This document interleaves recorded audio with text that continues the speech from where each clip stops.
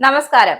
ഇറാനുമായി റഷ്യ അമേരിക്കയുടെ നിർണായക സൈനിക രഹസ്യ വിവരങ്ങൾ പങ്കിടുന്നു എന്ന വിവരം വ്യക്തമാക്കിയിരിക്കുകയാണ് അമേരിക്കയിലെ ഉന്നതർ.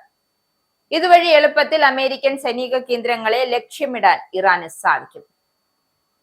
സംഘർഷം ആരംഭിച്ചതിന് പിന്നാലെയാണ്, അതായത് ഗൾഫ് മേഖലയിൽ അമേരിക്കൻ സൈനികരുടെ നിലപാടുകളും നീക്കങ്ങളും സംബന്ധിച്ച വിവരങ്ങൾ മോസ്കോ ഇറാനിലേക്ക് കൈമാറിയതായ തെളിവുകൾ സഹിതമുള്ള റിപ്പോർട്ടുകൾ പുറത്തെത്തിയത്.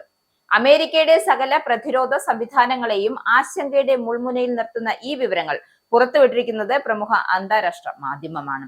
റഷ്യ നൽകിയ വിവരങ്ങൾ ഉപയോഗിച്ച് ഇറാന് അമേരിക്കയുടെ റഡാർ കേന്ദ്രങ്ങൾ, യുദ്ധക്കപ്പലുകൾ, വിമാനങ്ങൾ എന്നിവയെ ലക്ഷ്യമിട്ട് കൂടുതൽ സങ്കീർണമായ മിസൈൽ ഡ്രോൺ ആക്രമണങ്ങൾ നടത്താൻ സാധിച്ചു എന്നാണ് പുറത്തുവരുന്ന റിപ്പോർട്ടിൽ ചൂണ്ടിക്കാട്ടപ്പെടുന്നത്. ഇറാന്റെ സ്വന്തം ഉപഗ്രഹങ്ങളെ കണ്ടെത്താൻ ബുദ്ധിമുട്ടുള്ള താൽക്കാലിക സൈനിക സൗകര്യങ്ങളും ഇതിലൂടെ ഇറാൻ സേനയ്ക്ക് കണ്ടെത്താൻ കഴിഞ്ഞിട്ടുണ്ട്. അതിൽ കുവൈറ്റിലെ ഒരു സൈനിക കേന്ദ്രത്തിൽ നടന്ന ആക്രമണത്തിൽ 6 അമേരിക്കൻ സൈനികർ കൊല്ലപ്പെട്ടതായും റിപ്പോർട്ടുണ്ട്. അമേരിക്കൻ ഉദ്യോഗസ്ഥരെ ഉദ്ധരിച്ച് പ്രമുഖ അമേരിക്കൻ മാധ്യമമാണ് ഇക്കാര്യം വ്യക്തമാക്കിയത്. എന്തായാലും ഈ നീക്കം വർദ്ധിച്ചു വരുന്ന സംഘർഷത്തിൽ റഷ്യയുടെ നേരിട്ടുള്ള പങ്കാളിത്തത്തിന്റെ ആദ്യ സൂചന കൂടിയാണ്.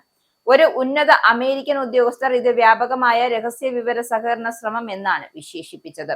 വിദഗ്ധരുടെ അഭിപ്രായത്തിൽ പറയുകയാണെങ്കിൽ റഷ്യയുടെ ഉപഗ്രഹ നിരീക്ഷണ ശേഷിയാണ് ഇറാനെ സഹായിക്കുന്ന പ്രധാന ഘടകം. റഷ്യയുടെ ഏകദേശം 110 സൈനിക ഉപഗ്രഹങ്ങൾ പ്രവർത്തനക്ഷമമായിരിക്കുമ്പോൾ ഇറാന് ഏകദേശം 13 ഉപഗ്രഹങ്ങൾ മാത്രമാണ് ഉള്ളത്. അതിൽ ചിലത് ഇസ്ലാമിക് റവല്യൂഷണറി ഗുഡ് കോപ്സിന്റെയും നിയന്ത്രണത്തിലുള്ളതാണ്. ഈ ഉപഗ്രഹങ്ങൾ ഉപയോഗിച്ച് വിമാനത്താവളങ്ങൾ, സൈനിക താവളങ്ങൾ, നാവിക നീക്കങ്ങൾ എന്നിവ കണ്ടെത്താൻ സാധിക്കുന്നുണ്ട്. അതായത് അമേരിക്കയുടെ വിമാനവാഹിനി കപ്പലായ യുഎസ് ജെറാൾഡ് ആർ ഫോർഡിന്റെ നീക്കങ്ങൾ പോലും ഇറാനെ നിഷ്പ്രയാസം നിരീക്ഷിക്കാൻ കഴിയുമെന്നത് വാസ്തവം. റഷ്യ ഇറാനെ അമേരിക്കയുടെ രഹസ്യവിവര ശേഖരണ കേന്ദ്രങ്ങളുടെ സ്ഥാനം കണ്ടെത്തുവാനും മറ്റും തീർച്ചയായും സഹായിക്കുന്നുണ്ട് എന്നത്. ഇനി കൂടുതൽ പറയാനുള്ളത്, ഇറാൻ കൂടുതലായിട്ട് ഡ്രോണും മിസൈൽ ആക്രമണങ്ങൾ നടത്താൻ സാധ്യത ഏറെ എന്നാണ്.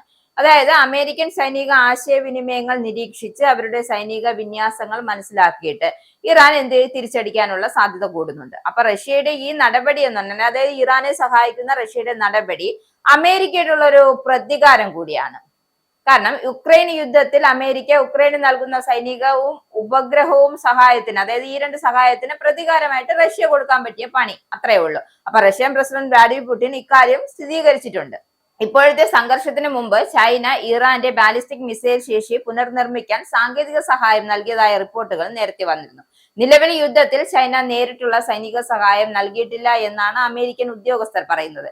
യുദ്ധം മൂർച്ഛിച്ചാൽ റഷ്യയും ചൈനയും നേരിട്ട് ഇടപെടും. അത് കണിശമാണ്, അതിൽ മാറ്റമൊന്നും ഉണ്ടാവില്ല.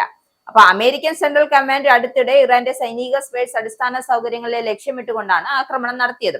മേഖലയുടെ കമാൻഡറായ ബ്രാൻഡ് കോപ്പറുടെ വാക്കുകൾ അനുസരിച്ച് ഇറാന്റെ സ്പേസ് ശേഷി കുറയ്ക്കുവാനും അമേരിക്കൻ സൈനികരെ ഭീഷണിപ്പെടുത്തുവാനുമുള്ള ശേഷി തകർക്കാനാണ് ഈ ആക്രമണം നടത്തിയത് എന്നാണ് പറഞ്ഞു വരുന്നത്. എന്തായാലും ചില വിദഗ്ധർ പറയുന്നതനുസരിച്ച് ഇറാന്റെ സ്പേസ് സാങ്കേതിക ശേഷി എന്ന് പറയുന്നത് വളരെ പരിമിതമാണ്. അവരുടെ ശക്തി പ്രധാനമായും ഇലക്ട്രോണിക് യുദ്ധതന്ത്രങ്ങൾ, പ്രത്യേകിച്ച് ഉപഗ്രഹ സിഗ്നലുകൾ ജാം ചെയ്യുന്നതിലും വ്യാജ സിഗ്നലുകൾ നൽകുന്നതിലുമാണ് കേന്ദ്രീകരിച്ചിരിക്കുന്നത്. ഇവിടെയാണ് റഷ്യൻ സഹായം ഇറാന് വളരെയധികം ഗുണം ചെയ്യുന്നത്. അവിടെയാണ് അമേരിക്കയുടെയും ഇസ്രായേലിന്റെയും കണക്കുകൂട്ടലൊക്കെ ആകെ തെറ്റിപ്പോകുന്നത്.